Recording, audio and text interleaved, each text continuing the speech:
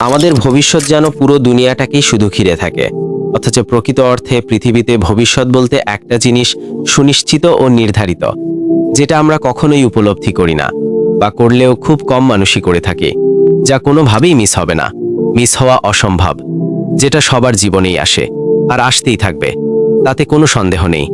আর তা হলো সুনিশ্চিত মৃত্যু। হ্যাঁ, মৃত্যু। মৃত্যু হতে আপনি, আমি কেউ পালাতে পারবো না, তা হবেই একদিন, এটাই সুনিশ্চিত বিষয়। অথচ তার জন্য আমাদের কোনো রকম প্রস্তুতি নেই বললেই চলে। আফসোস। অথচ অন্য সব দিকে আমরা কঠিন ও কঠোরভাবে লড়াই করে যাচ্ছি। কিন্তু প্রকৃত গন্তব্য হচ্ছে আমাদের মৃত্যু। মৃত্যু এক অজানা গন্তব্য।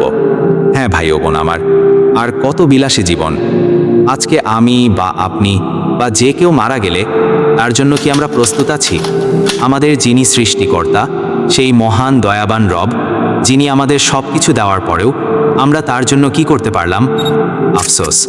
মানুষ শুধুই অজানা গন্তব্যের পথে ছোটে, কিন্তু তার জন্য অবধারিত যে গন্তব্য, তা হলো মৃত্যু। সেই গন্তব্যের ব্যাপারে মানুষ কতই না উদাসীন, কতই না বেখেয়াল, অথচ একদিন তাকে ফিরতে হবে, প্রস্থান করতে হবে সুনিশ্চিত মহাগন্তব্যের পানে। আর আল্লাহ তাআলা এই মৃত্যু সম্পর্কে বলেন, প্রত্যেক প্রাণীকে মৃত্যু স্বাদ আস্বাদন করতে হবে।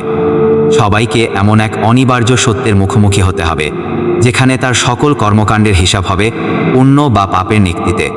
হয় সে ভালো, নয় সে মন্দ, হয় সে মুক্তি পাবে, নয় সে তলিয়ে যাবে এক অসীম অন্ধকারে।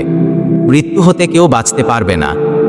ইমাম সুফিয়ান সাউরি বলেন, অর্থাৎ মানুষের সামনে এমন একটি যুগ আসবে যখন তাদের দেহগুলো জীবিত থাকলেও অন্তরগুলো মরে যাবে। সেই অন্ধকার যুগে মনে হয় আমরা প্রবেশ করে ফেলেছি। আস্তাগফিরুল্লাহ। আমাদের চিরস্থায়ী গন্তব্যের দিকে মনোনিবেশ করা প্রয়োজন। দুনিয়ার জীবনটা আমাদের জন্য হলো সফর, অর্থাৎ আজ ঘুরতে এসেছি, কাল হয়তো চলে যাব, আর চলে যেতে হবে, এটাই সুনিশ্চিত।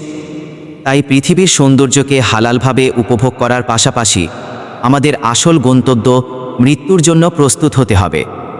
না হলে আমাদের দুনিয়া ও আখিরাত দুইটাই হারাবে। আর যদি মৃত্যুকে আমরা স্মরণ করে আল্লাহর সব আদেশ ও রাসূলের হাদিস মেনে চলি, তাহলে দেখবেন ইহকাল ও পরকালে দুই কালেই আমরা চিরস্থায়ী শান্তি ও সফলতা পাব ইনশাআল্লাহ।